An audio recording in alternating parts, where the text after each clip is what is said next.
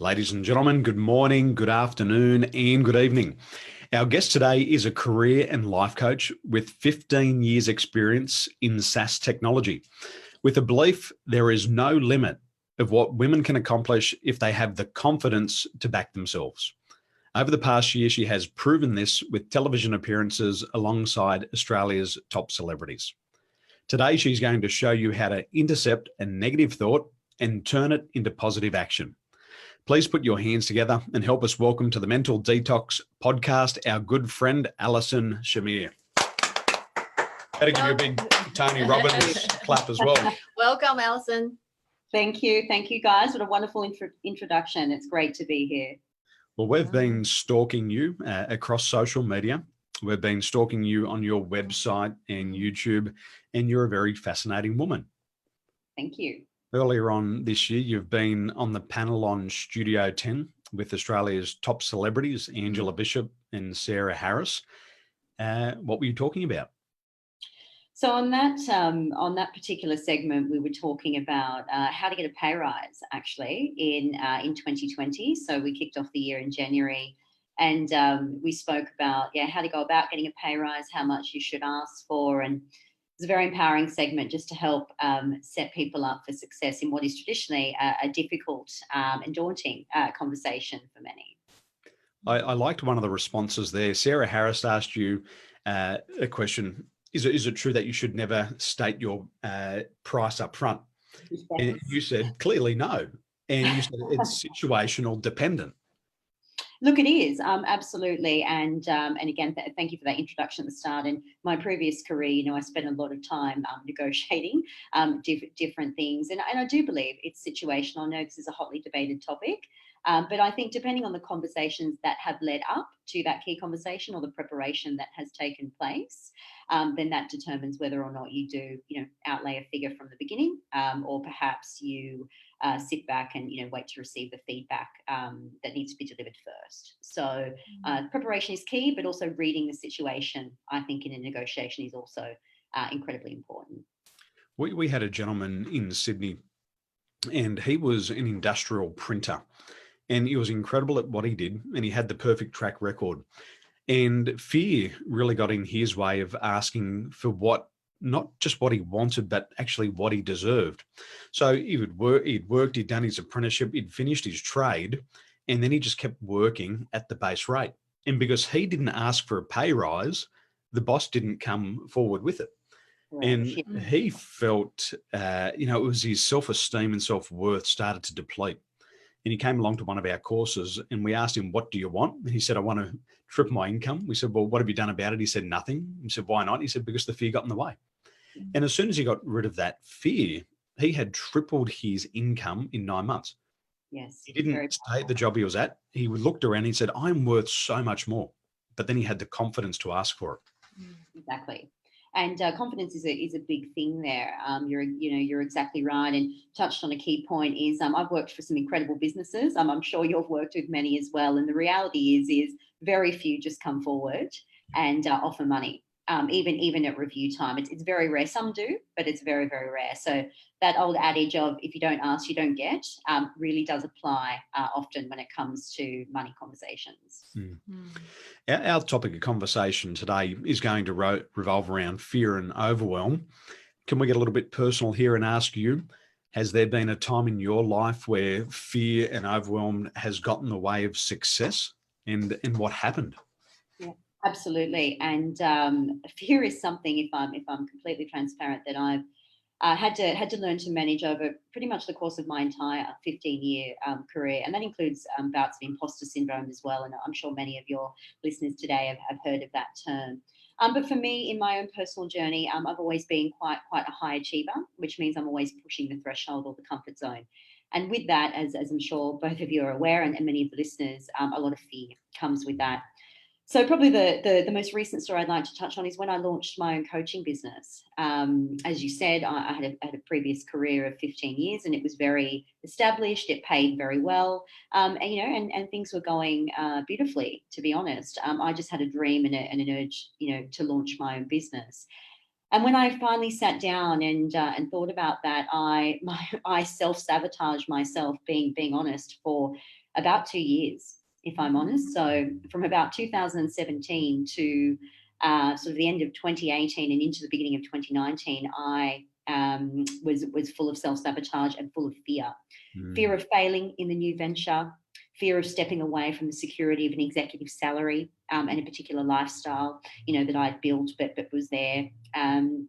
And fear of what people might say, and it consumed me, and it consumed me for a long time, and that led to procrastination and not launching, or not chasing kind of the path of the new business. So it's a very, very real thing for me, and how I overcome that, of course, coaching myself, and some of the tips I'll share today is I really had to sit down and learn the root cause of why I was self-sabotaging myself, and why I was holding myself back from something that I really wanted and a vision that I really had.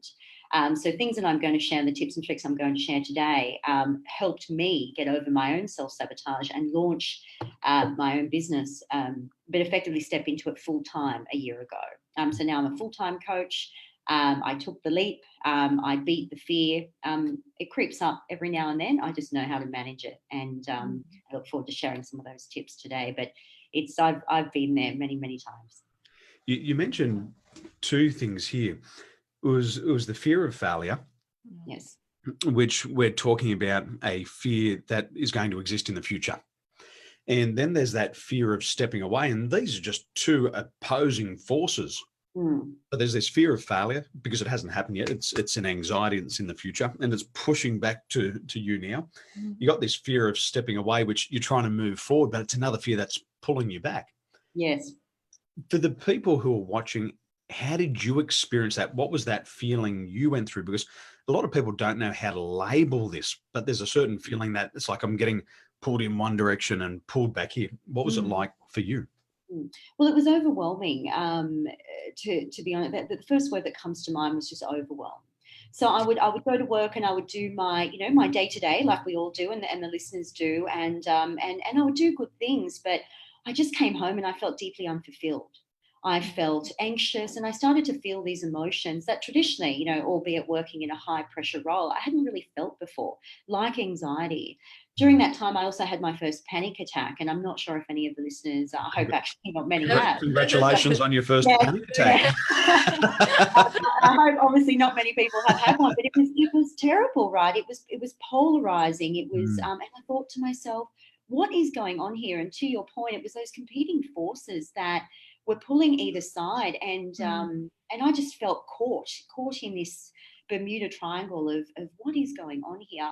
And to answer your question, then when it pushed me to that kind of breaking point of anxiety, or that trigger, that real emotional, that emotion coming out, I had to say, what's going on here? And I sat down, and this is where I started to go through these motions and said, something has to change, right? So the key takeaway was a change had to happen, because I could no longer survive, to be honest, mentally, as well as it was affecting me physically, right? Yeah. The way I was going. So that was it built up, and what you're saying, those forces came together, and gosh, didn't I come crashing down? And that was a wake up call. Unfortunately, it had to be that dramatic, but that was just, if I'm truthful, that's what happened to me. Being Aussie, could you talk about this to friends or family? Is it something that you could talk about easily, or did you have to kind of put the makeup on and do the hair and put the nice blouse on? Did you have to hide it, or could you talk about it? It was, to be honest, it was a bit of both. So predominantly I hid it, because traditionally I'm a woman who I had quite, and it's a story for another day, but quite a tough upbringing, suffered a lot of trauma in my life and things that I've had to overcome. So emotionally I'm quite resilient, I guess. But unfortunately, I was so resilient that I kept it in. So to answer your question, I did talk to them eventually, but I left it too late. So I bottled it up. And by the time it all come out, the reaction that I got from people who love me, and I have a wonderful support network, both personally and professionally, which I'm very, very, very proud of building, and they give me great support. But what happened is when I finally spoke to them, their responses were, oh my goodness, how long has this been happening? Why didn't you tell us sooner? And again, that was a wake-up call of just, I had buried myself into a very dark place and let fear take over. And I couldn't even see the support that was around me. I couldn't even see it. So I waited too long. So yes, I did talk, I did speak up, but unfortunately I waited a bit too long, and I do recommend to our listeners to not wait that long, to express that emotion as early as they can to Mm. somebody that they trust, that's around them, professional or personal. Speaking about it is incredibly important. Mm. Mm. Mm. So Alison, we know that you also work with a lot of men and women. What kind of the common fear that you see in men and women they are struggle with? Yeah, that's actually a great question. Thank you for bringing that up. The two, look, if I had to pick two in terms of answering your question, the biggest two that I would say is what we're talking about now is a fear of failure. So it's fear of failing in the new venture, right? And because it's usually something that you really, really want, right? That you're passionate about, it's driven from the heart. And the second one that stands out to me is the fear of not being liked, or the fear of not having all the validation of others. So whichever way you want to put it. Now, in the interest of this podcast, they would certainly be the two that I would identify that prop up the most in men and in women. Mm. Mm. We were talking offline on Instagram Messenger about Brian Tracy. Yeah. And what Brian Tracy says in his work is that 99% of the population will experience fear of rejection and fear of failure simultaneously. And Brian says that with the fear of failure, we actually feel these feelings in the front of our body. And what I like to say to my clients, other than having a really nice jumper, we feel Very the fear of failure down the front. And it's when the chest tightens up. Mm. And one of my coaches, his name's Bob Korf. He's a professional speaker. He's trained Oprah Winfrey, Channing Tatum, Samuel L. Jackson. He says you can actually hear the fear of failure in the voice because the chest becomes so tight, you can't breathe and the diaphragm doesn't drop down. So you don't speak from the belly and the voice doesn't resonate. People who have a fear, the stomach area is tight, the muscles are tight, the chest constricts, and they speak out the top of their lung. And the throat's not relaxed and the sound comes out of their nose rather than out of the mouth. So that's how we identify the fear of failure. Brian says the fear of rejection we feel down the back of our body. So some people say, I feel like the weight of the world's on my shoulder, got a stiff back, they get lower back problems. And that's what Brian says about the fear of failure and rejection. And you're saying the same thing here. Fear of failure and fear of rejection. That's right. The fear of rejection, and they're, as I said, they're two incredibly powerful fears, and that's why they stand out. And I absolutely love those interpretations of those fear. And I would agree. And having experienced more of the fear of failure, I understand. Yes, that weight on your back, and that's the thing. But certainly, in particular for women as well, and for our female listeners, that fear of not being liked, or the fear of being rejected, is certainly raises its head often. I'm very fortunate that that's never been really the fear for me. Because I, as I said, I'm quite ambitious, and of course I've always had goals. My fear has always been, what if I don't reach it? What if I don't make it?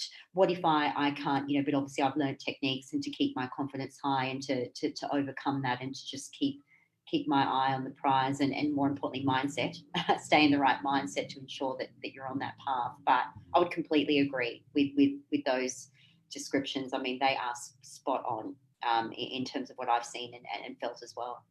I learned something interesting about myself last year, and it was doing work in emotional intelligence. And there's 5 key areas of emotional intelligence. The third one is motivation. And what I would do is I would set unrealistic expectations on myself. And so from the start, if I was here, the expectation would be here. I'd get to here. I wouldn't celebrate my movement, but I'd beat myself up for the gap that I'd still fallen short. And I had struggled with that for a long time. And once I brought that back into my awareness, I was able to regulate those behaviors more effectively. So I'd say, okay, well, this is where I am. I'm very clear on where I'm starting. And this is where I want to be, but I'm allowed to celebrate these incremental improvements on my way through. Absolutely. And that really helped me a lot. And I didn't feel like I was failing. I actually started to feel like I was succeeding.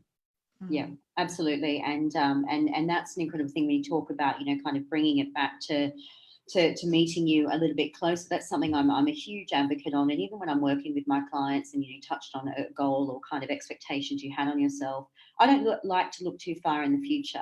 So I like the clients and myself, I have a vision. I have the longer term goal, and that beautiful picture in your mind. But we need to pull it back to what you're saying about, well, what are the first couple of steps? Because as you know, if we've got 10 steps to get somewhere, we're not getting anywhere until we take step 1, 2, 3, etc. So it's a very simple formula, but it's true that, once we see the vision, the next best thing is we need to now look down, at our feet and the step and begin motion, right? Once we take a step, we build the momentum. Once we've got momentum, we build the competency. Right. Once we're getting competent, we're confident. So it's this beautiful cycle, which I'm sure many of your listeners are aware of as well. So yeah, couldn't agree more. You dropped a little hint before that you're going to share 5 tips with us. So what tips can you share with our listeners to stop overwhelm and to prevent self-sabotage? What can you share with them? Well, I think definitely the key takeaways to share today are, let's look at it like this in a 3-step process to think about it. So number 1 is we need to build awareness. So tip 1 is awareness. And what I mean by that is awareness of the thought in your mind that's creating that fear or that self-doubt. So a good way to do this is to literally grab a pen and paper, sit down in a quiet space and really be honest. So write down, where is the fear coming from? What is it really saying to you? How is it making you feel? We need to get aware of what's going on in our mind is step number 1. Yeah. And then if it is a particular fear, right, let's just call it fear of failing for the listeners and stay on that. Then step number 2 is to develop a new perspective, right? So we've written down the fear. Again, it's a fear of failing on your new project. And then we have to look at a different perspective. So the current perspective is I'm going to fail, but we need to flip that on its head and say, well, every successful person was a beginner. I've got to start somewhere, so we have to put a spin to allow ourselves to be able to take action. So, and again, a great way to do it is to have it down on paper. How can we look at something with a more positive filter? And often this will get people thinking deep, right? But that's what we want. Some people it'll roll off. Other people, they'll need to think deep, but that's the purpose. And then so once we've got clear awareness of the thought, once we've developed a new way to look at it, so tip number 2, a perspective, right? A positive filter. The 3rd step, of course, is action. Right. So we've got the root of the cause, we've got a new perspective, and then what's 1 to 2 key actions we can take to deliver on that new perspective. So we don't need 10 actions. We don't need a strategic plan for 4 months.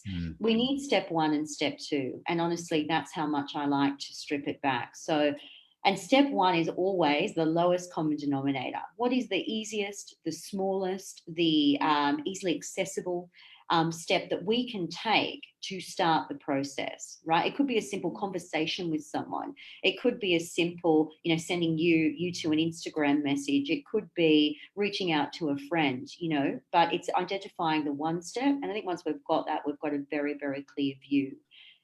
When we've got those 3 steps in play, just to close that process, we become focused, right? And when we're focused on something new, we're pushing the self-sabotage away.